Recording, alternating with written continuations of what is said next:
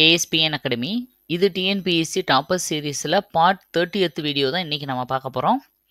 இன்னும் குரூப் 2 எக்ஸாமுக்கு ஒரு மேக்ஸிமம் 12-13 நாள் தான் இருக்குது. அதனால் உங்கள் டைமை வந்து தேவையில்லாத விஷயங்களில் வந்து வேஸ்ட் பண்ணாதீங்க. முடிஞ்ச வரைக்கும் சோஷியல் மீடியா, யூடியூப்பு, இந்த மாதிரி டிவி, இந்த மாதிரி எலக்ட்ரானிக்ஸ் ஐட்டத்தில் இருந்து ஒதுங்கி இருங்க. அப்போது இந்த வீடியோலாம் எப்படி பார்க்குறது மேடம் அப்படின்னா, ரொம்ப ரொம்ப ரொம்ப தேவையான வீடியோவாக இருந்தால் மட்டும், ஈவன் இது கூட உங்களுக்கு தேவைனா மட்டும் நீங்கள் பாருங்கள். இல்லை இதை விட ஓரளவு நான் படிச்சிருக்கேன், அதுலேயே எனக்கு போதும்னா நீங்கள் ஸ்கூல் புக்லேயே கூட போயிருங்க. நீங்கள் இதில் டைம் ஸ்பெண்ட் பண்ணணும் அப்படின்ற அவசியம் இல்லை. நீங்கள் ஃப்ரீயாக இருக்க டைமில் இது கேட்டுக்கிட்டால் போதும். இல்லை நீங்கள் படித்ததை ரிவைஸ் பண்ணுங்கள். மேக்ஸிமம் நீங்கள் இதுக்கப்புறம் நீங்கள் படிக்கிறது இப்போ ஒரு நாளில் 20% தான் நீங்கள் புதுசாக ஏதாவது படிக்க ட்ரை பண்ணணும். அது கூட எனக்கு தெரிஞ்சு கரண்ட் அஃபேர்ஸ் இந்த மாதிரி விஷயங்கள் தான் நீங்கள் எக்ஸ்ட்ராவாக படிப்பீங்க. மிச்சம் இருக்கிற 80%மே நீங்கள் படித்ததை ரிவைஸ் பண்ணுறதுக்கு தான் யூஸ் பண்ணணும். எத்தனை தடவை ரிவைஸ் பண்ணாலும் பரவாயில்ல, திரும்ப திரும்ப திரும்ப நல்லா ரிவைஸ் பண்ணிட்டு போங்க. அதுதான் உங்களுக்கு கை கொடுக்கும். நீங்கள் படித்தது எவ்வளவு பெர்சன்டேஜ் நான் படிச்சிருந்தாலும் பரவாயில்ல, மொத்த சிலபஸையும் யாராலையுமே கம்ப்ளீட் பண்ண முடியாது. நீங்கள் எவ்வளோ படிச்சிருந்தாலும் ஸ்டேட் ஃபர்ஸ்ட் எடுக்க போகிறவங்களுக்கும் இப்போ பாஸ் ஆயிருமா அப்படின்ற அளவுக்கு கன்ஃபியூஷனில் தான் இருப்பாங்க. அதனால் நீங்கள் அதை பற்றியெல்லாம் கவலைப்படாமல், எவ்வளோ நீங்கள் படிச்சிருந்தாலும் அதை நல்லா ரிவைஸ் பண்ணிட்டு, இதுக்கப்புறம் ஒரு 2-3 தடவை அதை ரிவைஸ் பண்ணுற அளவுக்கு நீங்கள் படிச்சுட்டு, புதுசாக படிக்கிறது ரொம்ப ரொம்ப முக்கியமானது, இதை நான் படிக்க முடியாமல் போச்சுன்னா அதை மட்டும் கொஞ்சம் படிச்சுட்டு நீங்கள் போங்க. அதனால் எந்த டைம் வேஸ்ட் பண்ணாதீங்க. ஃபங்க்ஷன்ஸு, இந்த மாதிரி மூவிஸு, இதுலேருந்தெல்லாம் கொஞ்சம் ஒரு 10-15 நாளைக்கு விலகி இருங்க. ஒன்றும் தப்பு இல்லை. எக்ஸாமை முடிச்சுட்டு நிறைய டைம் இருக்குது. அடுத்த குரூப் 4, குரூப் 2 வர்றதுக்கு நிறைய டைம் இருக்குது. அப்போ நீங்கள் எல்லா என்ஜாய்மெண்ட்டும் பண்ணிக்கலாம். ஓகே, இப்போ இந்த வீடியோக்குள்ளே போகலாம் பாருங்கள். ஃபர்ஸ்ட் கொஸ்டின், மீயொலி அலைகளை கேட்க இயலும் மிருகங்களுள் பின்வருவனவற்றுள் எது தவறானது? ஆப்ஷன் 1 கொசு, ஆப்ஷன் 2 நாய், ஆப்ஷன் 3 டால்ஃபின், ஆப்ஷன் 4 பூனை. இதில் மீயொலி அலைகளை எந்த மிருகத்தால் கேட்க முடியாது? அதுதான் உங்களுக்கு கொஸ்டின். 30 செகண்ட்ஸ்க்குள்ள ஆன்சரை கெஸ் பண்ணிக்கோங்க.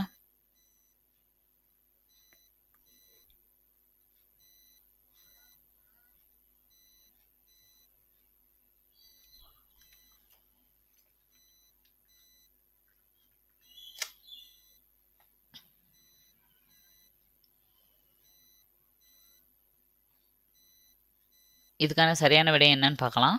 பூனை அப்படிங்கிறது தான் இதுக்கான விடை. அதாவது பூனையால் தான் மீயொலி அலைகளை உணர முடியாது. ஏன்னா இப்போ ஒலி அலைகளை வந்து 3 வகையாக பிரிக்கிறாங்க. செவி உணர் ஒலி அலைகள், குற்றொலி அலைகள், மீயொலி அலைகள். இந்த செவி உணர்னா நம்மளால கேட்க முடிஞ்சது. மனிதர்களால் எவ்வளவு கேட்க முடியும்? 20 ஹெட்ஸ்லேருந்து 20,000 ஹெட்ஸ் வரைக்கும் நம்மளால கேட்க முடியும். ஹெட்ஸ் அப்படிங்கிறது ஒலியை அளக்கிறதுக்கான ஒரு யூனிட். ஓகேவா? உங்களுக்கு தெரியும், டெசிபலோட யூனிட் ஹெட்ஸு. நம்மளோட நார்மலான குரலில் நம்ம அது இந்த 20 ஹெட்ஸ்ன்னு சொல்கிறோம்ல, அப்போ அந்த 20 ஹெட்ஸுக்கு கீழே வாய்ஸ் போனாலும் நம்மளுக்கு கேட்க முடியாது. 20,000 ஹெட்ஸுக்கு மேலே போனாலும் நம்மளால கேட்க முடியாது. ஏன் அப்படின்னா நம்மளோட காது சவ்வு எல்லாமே கிழிஞ்சிரும். 20,000 ஹெட்ஸுக்கு மேலேலாம் போயிட்டா அப்புறம் ஆட்டோமேட்டிக்காக காது கேட்காது. அப்போ இதுதான் மனிதனோட நார்மலான செவி உணர் ஒலி. ஓகேவா? கெப்பாசிட்டி இவ்வளோதான். இதை விட கீழே போயிட்டா 20 ஹெட்ஸுக்கு கீழே போயிட்டா அதுதான் குற்றொலி அலைகள். இந்த குற்றொலி அலைகளை மனிதர்களால் கேட்க முடியாது. ஆனால் திமிங்கலம் இருக்கு இல்லையா, அந்த திமிங்கலம் இந்த மாதிரி தண்ணிக்கு அடியில் திமிங்கலங்கள் ஏற்படுத்துகிற ஒலி இந்த குற்றொலி அலைகளில் வரும். கடல் அலைகள், நிலநடுக்கத்தின் போது நம்மளுக்கே தெரியாதுல்ல, பூமிக்கு அடியில் ஒரு சில அதிர்வுகளை மிருகங்களால் உணர முடியும்னு சொல்லுவோம். நம்மளால் உணர முடியாது. இதெல்லாமே குற்றொலி அலைகளில் வரும். இது மீயொலி அலைகள்னா அந்த 20,000 ஹெட்ஸுக்கும் மேலே போயிட்டா அது மீயொலி அலைகள். மனிதர்களால் இதையும் கேட்க முடியாது. இது மெயினாக வந்து வௌவால் தான் இந்த மாதிரி மீயொலி அலைகளை ஏற்படுத்தும். கொசு, நாய், வௌவால், டால்ஃபின் எல்லாமே இதை கேட்க முடியும். புரிஞ்சிருப்பீங்கன்னு நினைக்கிறேன். ஒலியியல் அப்படிங்கிற லெசனில் தான் இந்த கொஸ்டின் எடுத்திருக்கேன். நெக்ஸ்ட் கொஸ்டின் பாருங்க. பெண் சிசு கொலை தடை சட்டம் கொண்டு வரப்பட்ட ஆண்டு எது? Option 1 1890, option 2 1930, option 3 1870, option 4 1920. இந்த 4 ஆப்ஷன்ல எந்த வருஷம் பெண் சிசு கொலைக்கான தடை சட்டம் கொண்டு வரப்பட்டது?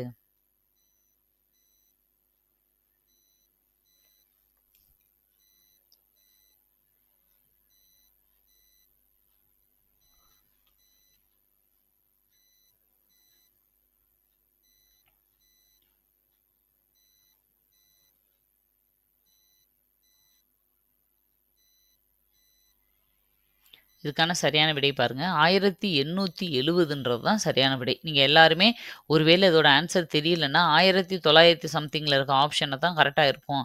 ஏன்னா, அந்த காலத்துலலாம் இதெல்லாம் இல்லைல்ல. இப்போ கொஞ்சம் 1900 சம்திங்ல தான் வந்திருக்கும்னு நெனச்சிருப்பீங்க. ஆனா கிடையாது.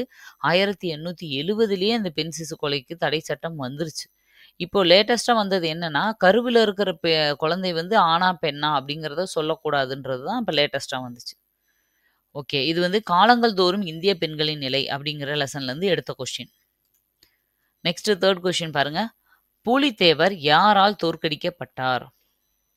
Option 1 Yusuf Khan, option 2 Heron, option 3 Mahfuz Khan, option 4 Campbell. இந்த 4 பேர்ல யாரால பூலித்தேவர் தோற்கடிக்கப்பட்டார்? 4 பேராலயுமே படையெடுக்கப்பட்டிருப்பாரு.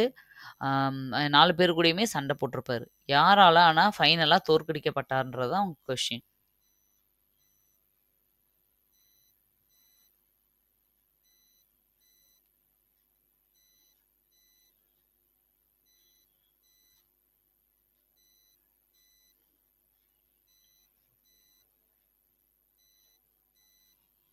இதுக்கான சரியான விடை பாருங்க. கேப்டன் கேம்பல் அப்படிங்கிறது தான் சரியான விடை. ஃபர்ஸ்ட் இந்த யூசுப் கான்றது மருதநாயகம் ஓகேவா? 2வது வந்திருப்பாரு. அதுக்கு முன்னாடியே நவாபோட தம்பி தான் ஆர்காட் நவாபோட தம்பி மாபுஸ் கான். அவர் ஹெரான் தலைமையில வந்து புலித்தேவர் கூட சண்டை போட வந்திருப்பாரு. ஆனா ஒரு குறிப்பிட்ட இதுலயேவும் இவங்க இல்ல நம்ம இது வந்து செட் ஆகாது. படைகள பார்த்து பயந்து திரும்பி போயிருவாங்க. அப்புறம் யூசுப் கான் தான் மருதநாயகம்னு சொல்லுவோம். அவரும் வந்துட்டு இவங்க கூட பேச்சுவார்த்தை நடத்துனதுனால அவங்களால கொல்லப்பட்டுருவாரு பிரிட்டிஷால. கடைசியா கேப்டன் கேம்பல் தான் வந்து இவர தோற்கடிச்சு ஊர விட்டு ஓட வச்சுருவாரு. ஓகேவா? பூலித்தேவர. இது மக்களின் புரட்சி அப்படிங்கிற லெசன்லேருந்து எடுத்த ஒரு கொஸ்டின். நெக்ஸ்ட் 4th கொஸ்டின் பாருங்க. கூடல் ஊர் ஆகோல் பெடு தீயன் அந்தவன் கல் என்ற குறிப்பு கொண்ட தமிழ் பிராமி கல்வெட்டு கிடைத்த மாவட்டம் எது? ஆப்ஷன் 1 மதுரை மாவட்டம், ஆப்ஷன் 2 சிவகங்கை மாவட்டம், ஆப்ஷன் 3 தேனி மாவட்டம், ஆப்ஷன் 4 திண்டுக்கல் மாவட்டம். இந்த 4 இதுல இந்த கொட்டேஷன் இருக்கிற மாதிரி ஒரு தமிழ் பிராமி கல்வெட்டு எந்த மாவட்டத்துல கிடைச்சிச்சு?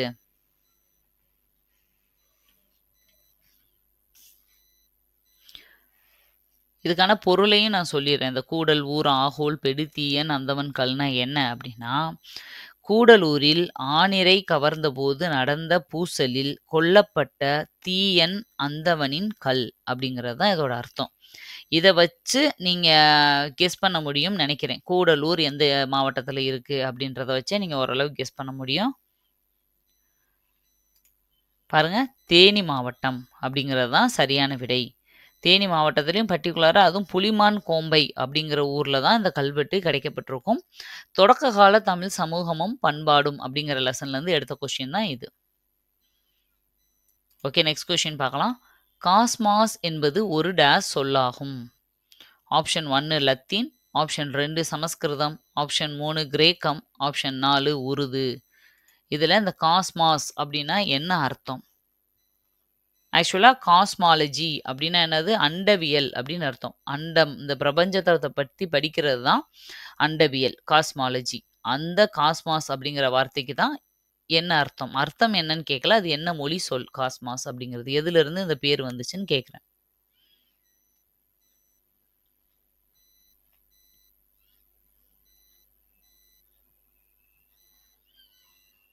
இதுக்கான சரியான விடை பாருங்க. கிரேக்க சொல் அப்படிங்கிறது தான் சரியான விடை. பேரண்டம் மற்றும் சூரிய குடும்பம் அப்படிங்கிற லெசன்லேருந்து இந்த கொஸ்டின் எடுத்திருக்கேன். இப்போ நீங்கள் ஜிகேல எந்த இடத்துல சமஸ்கிருத சொல், இது ஒரு லத்தீன் மொழி சொல், இது ஒரு கிரேக்கத்துலேருந்து வந்துச்சுன்னு எங்கெங்கெல்லாம் நீங்கள் பார்க்குறீங்களோ, பாலிட்டியிலாம் நிறைய இடத்துல வரும். அப்படி எங்கே பார்க்குறீங்களோ அதை நீங்கள் நோட் பண்ணி தனியாக ஒரு பேப்பரில் வச்சுட்டு, கிரேக்க வார்த்தைகள் எல்லாம் ஃபர்ஸ்ட் லெட்டரை பூரா சேர்த்து ஒரு வேர்டாக கிரியேட் பண்ணி வச்சுக்கோங்க. இந்தந்த வேர்ட்லாம் வந்தால் அதெல்லாம் கிரேக்கம், இந்தந்த வார்த்தையெல்லாம் வந்தால் அதெல்லாம் லத்தீனு. இதெல்லாம் வந்து மோஸ்ட்லி லத்தீன் கிரேக்கம் தான் அதிகமாக இருக்கும். சமஸ்கிருதம் கொஞ்சம் ரேராக இருக்கும். இந்த மாதிரி பிரித்து படிச்சுக்கோங்க. ஒரு கொஸ்டினாவது இதுல இருந்து இந்த பேட்டர்ன்ல வந்துருது. ஓகே, நெக்ஸ்ட் 6th கொஸ்டின் பாருங்க. கோதாவரி நதியின் துணை ஆறுகளுள் பொருந்தாதது எது?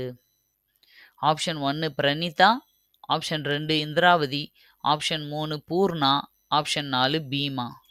இந்த 4 இதுல எல்லாமே துணை ஆறுகள் தான். ஆனா ஒண்ணு மட்டும் கோதாவரி நதியோட துணை ஆறு கிடையாது. வேற ஒரு ஆறோட துணை ஆறு. அது எதுன்னு கண்டுபிடிங்க. அது எந்த ஆறுக்கான துணை ஆறுன்றதையும் கெஸ் பண்ணி வச்சுக்கோங்க. நான் சொல்றேன்.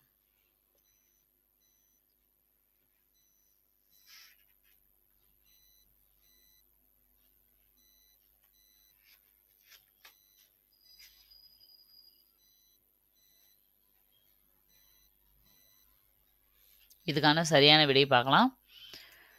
பீமா அப்படிங்கிறது தான் இதுக்கான சரியான விடை. அதாவது கோதாவரி ஆறோட துணை ஆறுகள்ல பீமான்ற ஆறு வராது. மத்த 3மே கோதாவரியோட துணை ஆறுகள் தான். அப்ப இந்த பீமான்ற ஆறு எதுக்கு வரும்னா, கிருஷ்ணா நதியோட துணை ஆறுகள்ல ஒண்ணு தான் இந்த பீமா.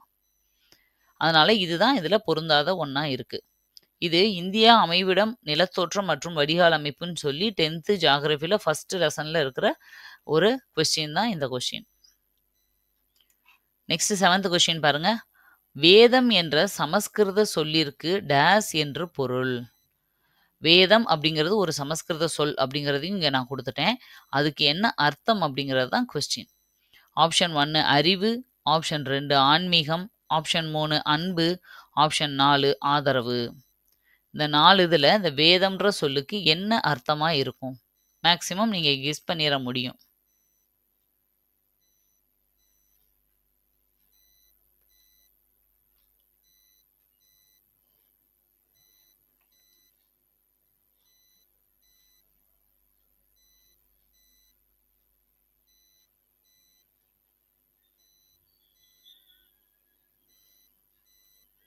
ஓகே, இதுக்கான சரியான விடை என்னன்னு பார்க்கலாம். அறிவு அப்படிங்கிறது தான் சரியான விடை. வேதம் அப்படின்னா அறிவு அப்படிங்கிறது தான் சரியான விடை. வித் அப்படிங்கிற வார்த்தையிலிருந்து தான் இந்த வேதம்ன்ற வார்த்தையே வந்திருக்கும். வித் அப்படின்னா வித்து, வெறும் வி இத், வித் அப்படிங்கிற வார்த்தையிலேருந்து வந்திருக்கும். அப்படின்னா அறிதல் அப்படின்னு அர்த்தம். இந்தியாவில் கல்வி வளர்ச்சி அப்படிங்கிற லெசன்லேருந்து தான் இந்த கொஸ்டின் எடுத்திருக்கேன். நெக்ஸ்ட் 8th கொஸ்டின் பாருங்க. பழந்தமிழ் வேந்தர்கள் ஒவ்வொருவரும் ஒவ்வொரு மரத்தை தம் வெற்றியை சிறப்பிக்கும் மரமாக கருதினர். அம்மரம் எவ்வாறு அழைக்கப்படுகிறது? ஆப்ஷன் 1 காவல் மரம், ஆப்ஷன் 2 கடி மரம், ஆப்ஷன் 3 வெற்றி மரம், ஆப்ஷன் 4 வாகை மரம்.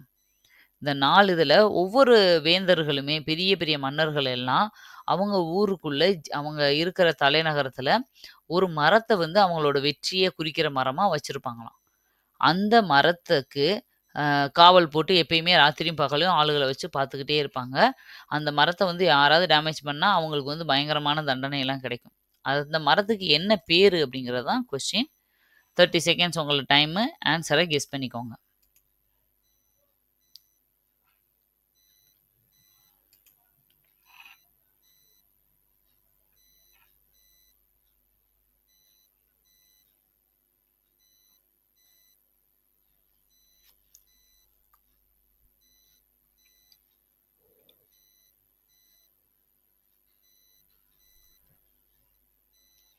இதுக்கான சரியான விடை என்னன்னு பார்க்கலாம். கடிமரம் அப்படிங்கிறது தான் சரியான விடை. கடி அப்படின்னா காவல்னு தான் அர்த்தம். அதுக்காக காவல் மரம் அப்படின்றத நீங்க ஆப்ஷனா எடுத்துக்க கூடாது. ஏன்னா அவங்க எப்படி அதை கூப்பிட்டாங்கன்னா கடிமரம்னு தான் சொன்னாங்க. இப்போ ராத்திரியும் பகலும் வீரர்கள் அதை காவல் காக்கிறதுனால அது பேர் காவல் காக்கிற மரம்ன்றனால கடிமரம். கடினா காவல்னு அர்த்தம். ஓகே, இது வந்து தமிழ் இலக்கியங்கள் உணர்த்தும் வாழ்வியல் நெறிகள் அப்படிங்கிற லெசன்ல இருந்து இந்த கொஸ்டின் எடுத்திருக்கேன். நெக்ஸ்ட் 9th கொஸ்டின் பாருங்க. கோவில்களின் சிகரம் வட்ட வடிவமாக இருப்பின் அந்த விமானம் டேஸ் எனப்படும். சிகரம் தான் விமானம் சொல்லுவோம். ஓகேவா? அதுக்கு நாகரம் ஆப்ஷன் 1, ஆப்ஷன் 2 வேசரம், ஆப்ஷன் 3 திராவிடம், ஆப்ஷன் 4 அனைத்தும் சரியானது. இந்த இதுல 4 இதுல எந்த அந்த வட்ட வடிவமா ஒரு சிகரம் இருந்தா அந்த சிகரத்துக்கு இல்ல அந்த விமானத்துக்கு என்ன பெயர்?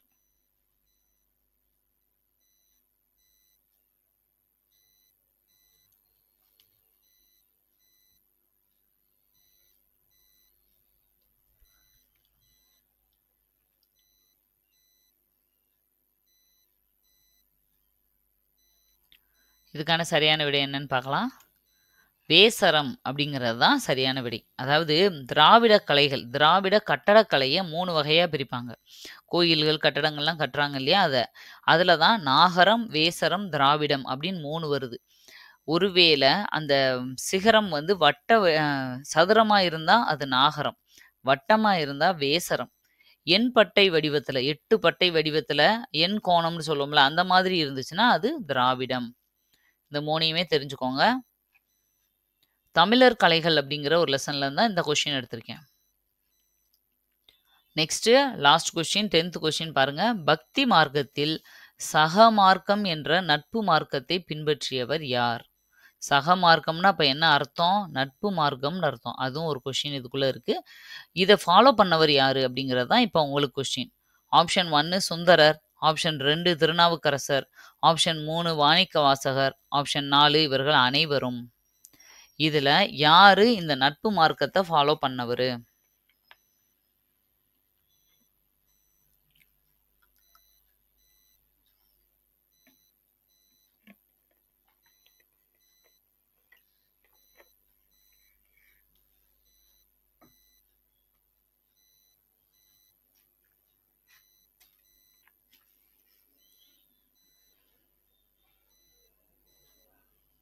இதுக்கான சரியான விடை என்னன்னு பார்க்கலாம். சுந்தரர் அப்படிங்கிறது தான் சரியான விடை. பக்தி இயக்கம் அப்படின்னு நம்மளுக்கு ஒரு லெசன் இருக்கு இல்லையா, அதுலேருந்து எடுத்த கொஸ்டின் தான் இது. நான் உங்க எல்லாருக்கும் சொல்லிக்கிறேன், இந்த 12 திருமுறைகளை பற்றியும் அதில் வர்ற ஆசிரியர்கள், அதில் வர்ற அவங்க எழுதின நூல்கள் எல்லாம் எப்பயுமே தெளிவாக படிச்சுட்டு போயிருங்க. மொத்தமே 12 தான்.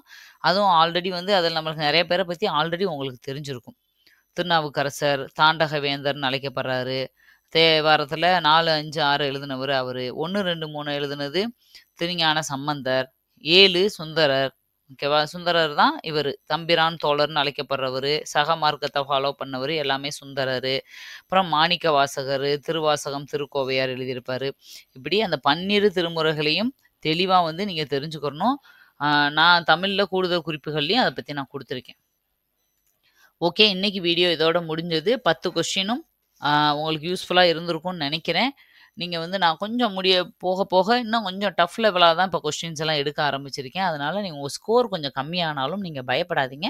ஏன்னா எக்ஸாம் நெருங்கி வர்றதுனால கொஞ்சம் உங்களுக்கு இன்னும் நல்ல டஃப்பான கொஸ்டின்ஸாக எடுப்போம். அது உங்களுக்கு இப்போ உங்களுக்கு நீங்கள் அதில் ஸ்கோர் பண்ணுறீங்களோ இல்லையோ, எக்ஸாம் ஹாலில் யூஸ்ஃபுல்லாக இருக்கணும். அதுக்காக அப்படி எடுக்கிறேன். சம்டைம்ஸ் கொஞ்சம் ரொம்ப டஃப்பாகவே இருக்கும். நீங்கள் அதனால் உங்கள் ஸ்கோரை பார்த்து பயப்படாதீங்க. எந்த ஸ்கோர் வந்தாலும் இது ஒரு ரிவிஷன் மெத்தட் அப்படிங்கிறத மட்டும் மனசில் வச்சுட்டு, ரிவிஷன் பர்பஸுக்கு மட்டும் நம்ம வீடியோவை இதுக்கப்புறம் எக்ஸாம் நெருங்கிறதுனால இந்த டைமில் நீங்கள் இது ஒரு ரிவிஷன் பர்பஸுக்கு மட்டும் யூஸ் பண்ணிக்கோங்க. இந்த ஸ்கோரை பார்த்து நீங்கள் டென்ஷன் ஆகவோ எதுவும் வேண்டாம். அது மாதிரி யாரும் உங்களோட ஸ்கோரை கீழே இந்த எக்ஸாம் வரைக்கும் நீங்கள் அப்டேட் பண்ண வேண்டாம். ஏன்னா இதுக்கப்புறம் இந்த ஸ்கோர் அப்டேட் பண்ணுறது, இதுக்கு முன்னாடி நீங்கள் பண்ணீங்கன்னா அது மோட்டிவேஷன். இப்போ பண்ணீங்கன்னா அது உங்களை அறியாமல் ஒரு டென்ஷனை உங்களுக்குள்ளே க்ரியேட் பண்ணிடும். அதை மார்க்கை பார்க்குற மற்றவங்களுக்கு ஒவ்வொருத்தவங்க 9, 10ன்னு போட்டம்போது மற்றவங்களுக்கு பதட்டமாயிரும். ஓ, எல்லாரும் இவ்வளோ படிச்சிருக்காங்களா, நம்ம சரியாக படிக்கலையேன்றது.